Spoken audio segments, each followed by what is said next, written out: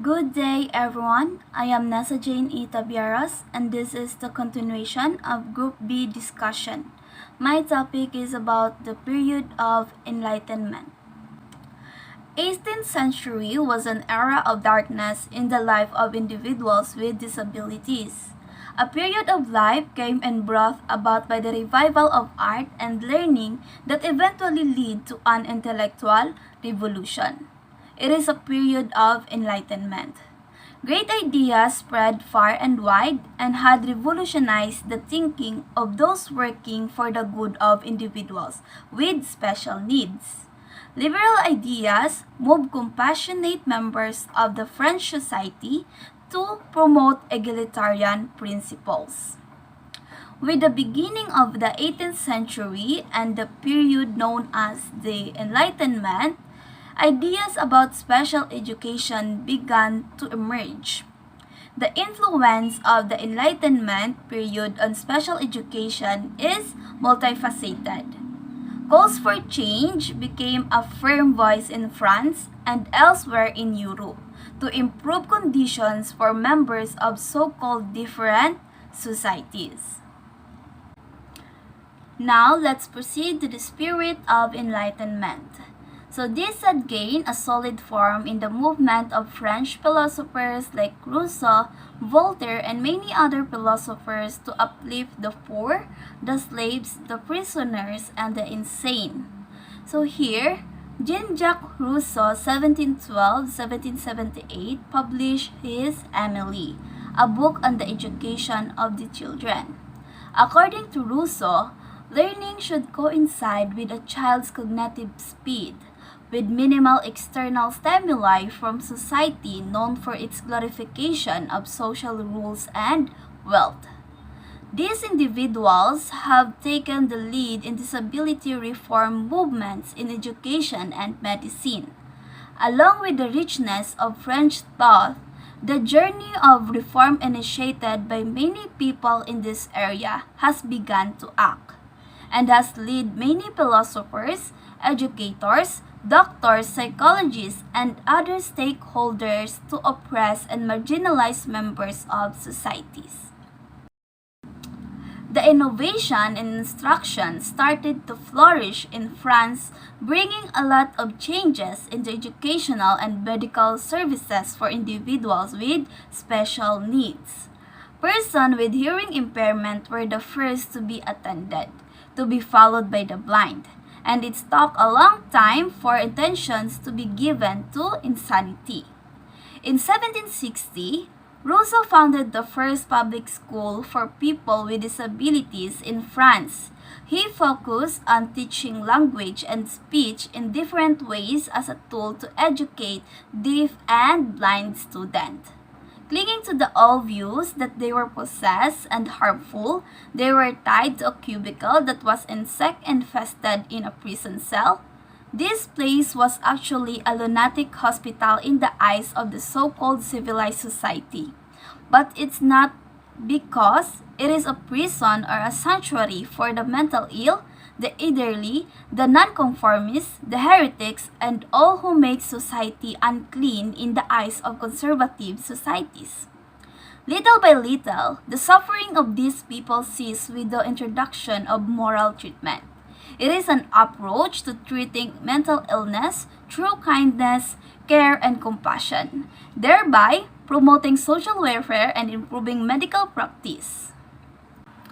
Now, the twist on the treatment of individuals with mental illness was initiated and utilized by Philippe Penil, 1745-1826. He is a doctor who specialized in psychiatry.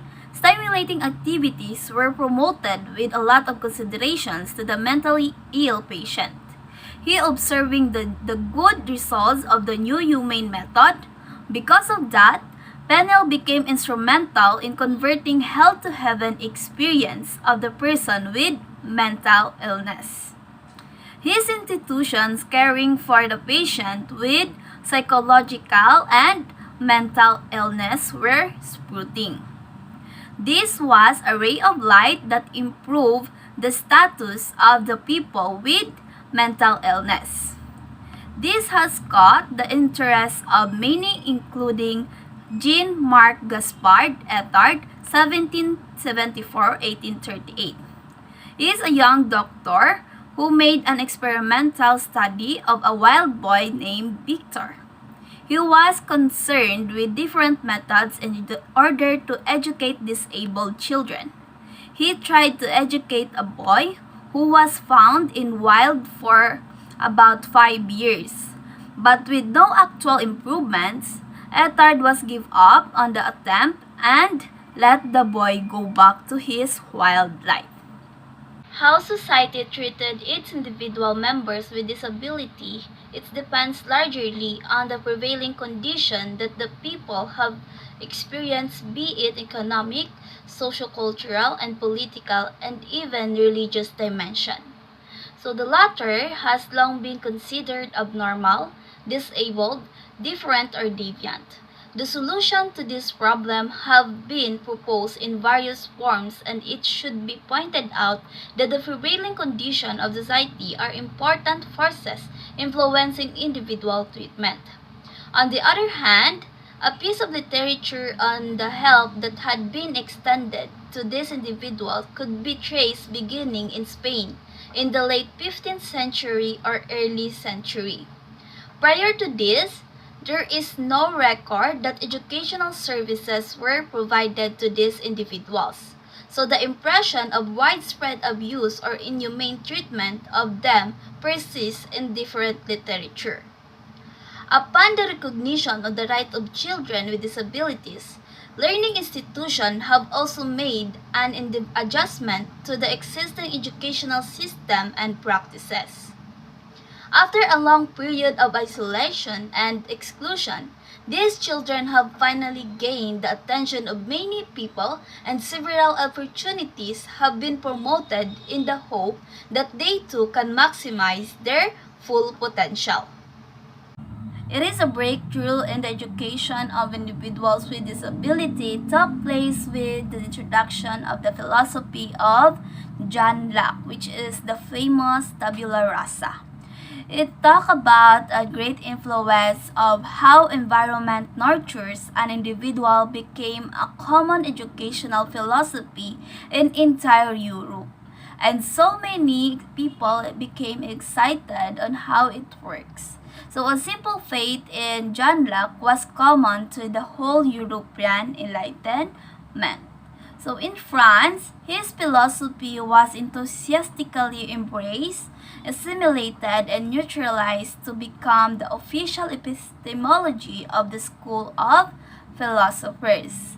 The idea of putting up a special education for those having disability have started to surface. The children with special needs could develop to be a better person and can have a better life through an appropriate education that is made available for them in the society. On the part of the government, whether local or national, a proactive movement to support special education programs was necessary. Funding for this program required a political influence and legislative sponsorship in order to advance the educational agenda for these people.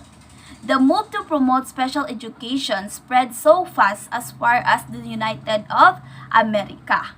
So this was even reflected in the local and national agenda spearheaded by the Office of Special Education Programs or OSEP in the Department of Education. This was implemented through Individuals with Disability Education Act or IDEA for children with disability. State funding was provided under this law for a better educational services. The political and social view of staffs and parents have a bearing on the way the school is organized. At present, economic decisions taken at school level reflect different priorities of different schools.